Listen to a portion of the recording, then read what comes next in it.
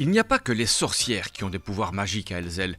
Prenez Cédric de Taille, par exemple. Lui, il transforme tout ce qu'il touche en chocolat. Je suis bio-ingénieur à la base et puis c'est lors d'un doctorat que j'ai eu l'occasion de faire à l'UCL et dont le sujet était justement les fèves de cacao, leur fermentation et la torréfaction, que la passion en fait est venue pour fabriquer du chocolat. Comme tous les passionnés, Cédric a un grain. Pire, il les collectionne.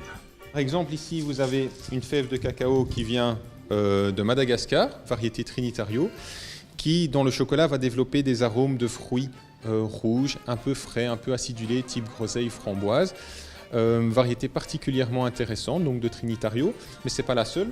Donc, parmi les 11 variétés qu'il y a ici à la chocolaterie, vous avez aussi une variété du Mexique, une variété Criollo, qui va avoir des fèves très blanches, apporter une acidité légèrement citronnée au chocolat. Vietnam, Cameroun, Équateur, toutes les fèves sont torréfiées sur place et broyées pour ne garder que la quintessence du cacao. Après torréfaction et après nettoyage des fèves, on a ce qu'on appelle le gruet de cacao. Et ce gruet va être broyé dans la meule que vous avez ici pendant entre 12 et 24 heures, pendant lesquelles on va ajouter le sucre et le beurre de cacao.